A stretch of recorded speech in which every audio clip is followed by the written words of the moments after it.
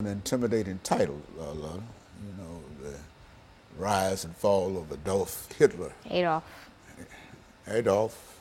Adolf. Adolf. Adolf. Did you know his real name was Schig- Hold on. His real name was Adolf Schicklgruber? Adolf Schicklgruber? Might have been. No, it was. I mean, and he changed it to Hitler. Yeah, and well, I remember in class, we were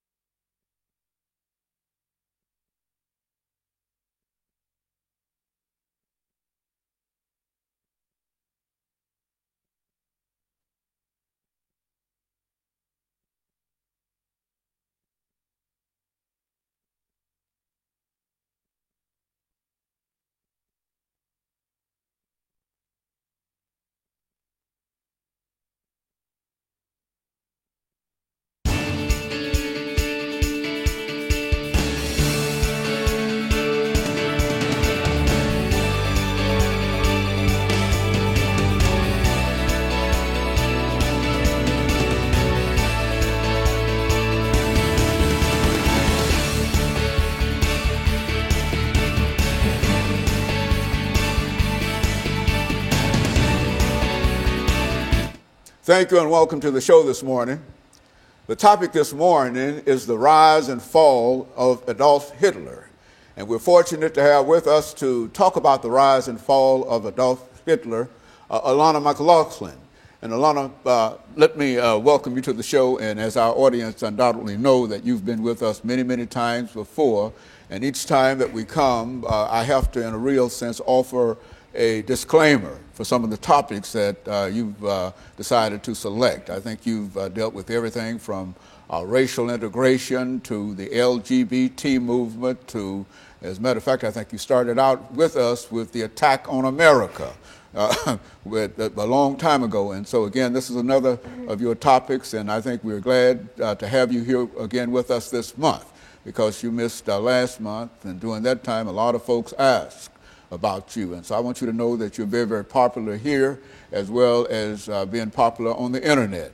And so let's start off again this morning by having you to give us some information about your background, your education, and your experiences. And then we'll have an opportunity to talk about, during the second segment, the rise and fall of Adolf Hitler. Let's do it from that perspective. As you introduced me, my name is Alana McLaughlin. I have been featured on the show since about 2010, which would be about 5 years. I have a middle school education. I am 13 years old, and I am your granddaughter. I am very involved in the church and my school and programs such as the summer program for verbally and mathematically precocious youth at Western Kentucky University Center for Gifted Studies, as well as their summer camp for academically talented students. I'm also involved in the Junior National Young Leaders Conference, which I am proud to be an alumna of. And I am very close-knit in a lot of movements, like the Black Lives Matter movement and the LGBT movement. And so I like to keep myself aware of today's movements, and I try to get involved in what I can because I do like to make a change. And so, in a real sense, you've had quite a bit of experience here as well as elsewhere dealing with a number of topics. But the topic today, I think, is somewhat intimidating in the sense that we often wonder what could an 11-year-old young lady, 13-year-old young lady, you started with us at 11, 13-year-old young lady bring to us dealing with the rise and fall of Adolf Hitler. Let's start it from that perspective, and during this first 6 minutes, then we'll pick up again after the first commercial break.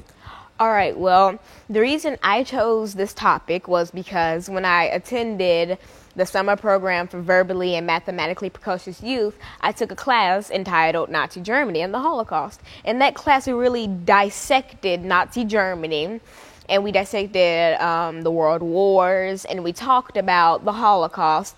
But a big part of the Holocaust was, of course, Adolf Hitler.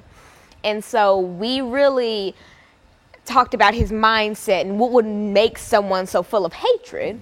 And it really sparked my curiosity, and I wanted to share the information that I received from camp with you. And so basically, Adolf Hitler, born Adolf Schicklgruber, was born to a small family in which he didn't have very much.